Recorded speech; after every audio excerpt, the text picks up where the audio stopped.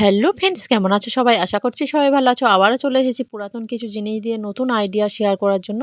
আর দেখুন, আমি একটা বেড কভার নিয়েছি। বেড কভারটা কিন্তু একদম ছিঁড়ে গেছে, চারিদিকটাই ছিঁড়ে গেছে। আর এই বেড কভার থেকে কাপড় আমি অল্প করে কেটে নিয়ে আপনাদের সঙ্গে নতুন একটি আইডিয়া শেয়ার করব, যেটা আমরা বাড়িতে খুব সহজেই তৈরি করে নিতে পারছি। আর দেখুন বন্ধুরা, আমি ৩ টে ছোট, ছোট টুকরো কেটে নিলাম। কত করে সাইজ আমি দেখিয়ে দিচ্ছি, কতটা করে কেটে নিয়েছি দুদিকটা।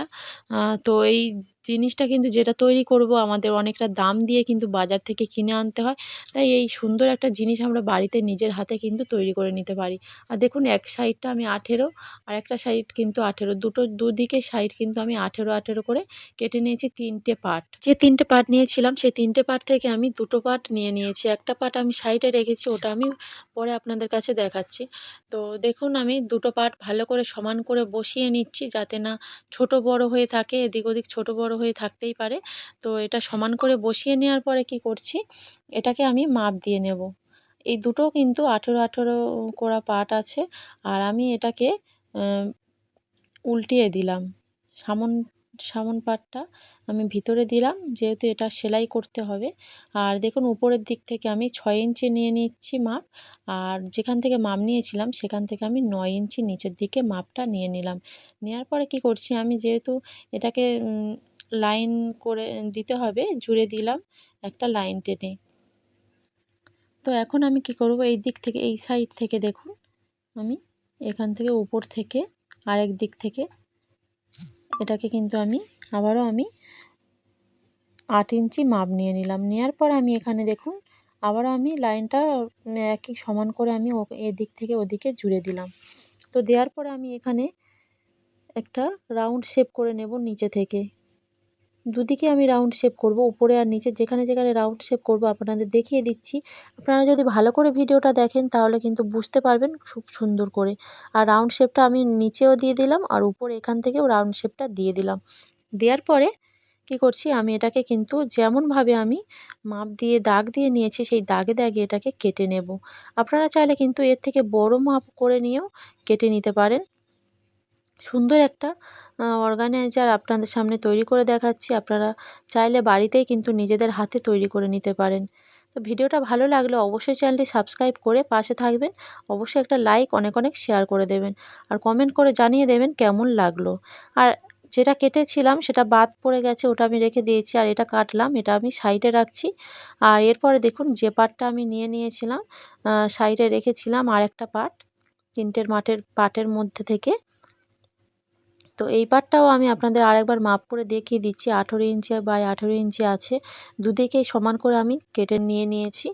তো নেওয়ার পর এটা দেখুন, আমি মিডল পয়েন্ট করে নিচ্ছি।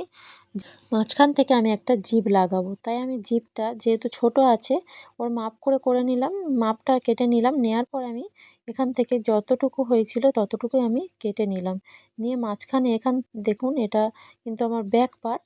তো পিছনের দিকটাই আমার হবে, তাই এখান থেকে আমি এটাকে,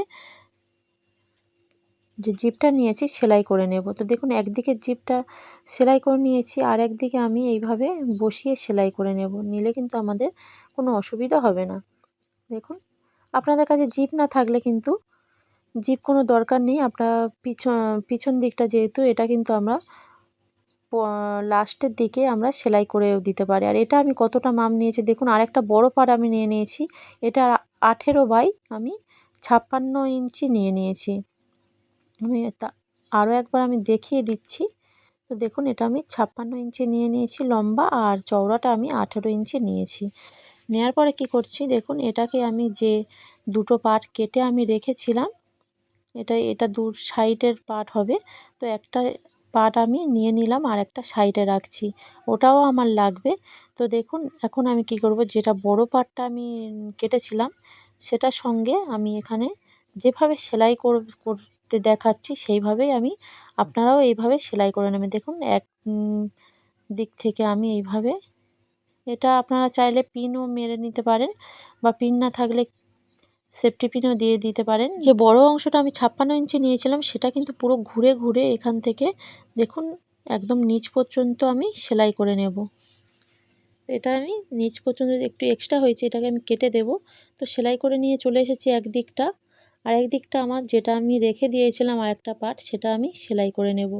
যেভাবে সেলাই দেখাচ্ছি আপনারা সেইভাবে যদি তৈরি করে নেন তাহলে কিন্তু দারুণ একটা অর্গানাইজার আমরা তৈরি করে নিতে পারবো নিজেদের হাতে ফেলে রাখা পুরাতন জিনিস দিয়ে। দেখুন আবারও যে পার্টটা আমি রেখে দিয়েছিলাম সেই পার্টটা দিয়ে আরেক দিকটা যেটা বাকি অংশটা পড়েছিল সেই দিকটাতে আমি এইভাবে সেলাই করে নেব। একদম একইভাবে আমি দুদিকটা সেলাই করে নিয়ে আপনাদের সঙ্গে চলে আসছি। তো দেখুন বন্ধুরা এটাকে আমি সেলাই করে নিয়ে চলে এসেছি। তো দুদিকটা দেখুন সেলাই করা হয়ে গেছে। আমার আরেকটা একদম যেটা ফাঁকা অংশ পড়ে আছে সেই দিকটা পড়ে আছে। আর আরেকটা পার্ট কিন্তু আমার এখনও লাগানো হয়নি, সেলাই করা হয়নি।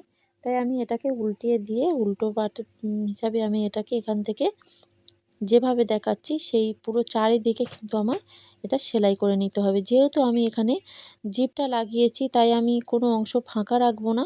আপনারা যদি না জিপ লাগাতে চান যে কোনো একটা অংশ যদি ফাঁকা রেখে দেন তাহলে পরে কিন্তু আমরা সেলাই করে নিতেই পারবো। দেখুন এটাকে আমি সেলাই করে নিয়ে চলে এসেছি। আর জিপটা খুলে দেখাচ্ছি কতটা সুন্দর হয়েছে। এটা কিন্তু আমাদের খুব সুন্দর একটা ফ্লোর সোফা আমি তৈরি করে নিলাম। যেহেতু ঠান্ডার সময়, ঠান্ডা বলুন আর গরমের সময় বলুন, আমাদের বাড়িতে যদি এরকম একটা ফ্লোর সোফা আমাদের থাকে তাহলে কিন্তু বাচ্চারা বলুন বড়রা বলুন বসে কোনো কাজকর্ম বা খেলা, বাচ্চারা হলে খেলতেও পারবে। আর আমি পুরানো কিছু জিনিস নিয়ে নিয়েছি এর ভিতর দিয়ে দেবো। আমাদের বাড়িতে কিন্তু অনেক পুরানো জিনিসপত্র থাকে যেগুলো আমাদের কাজে লাগে না, পড়ে থাকে ফেলে দিই, সেগুলো কিন্তু এর ভিতর দিয়ে আমরা কিন্তু সুন্দর একটা সোফা তৈরি করে নিতেই পারি বাড়িতে। দেখুন এটা কিন্তু আমি পুরোটা ভর্তি করে নিয়েছি।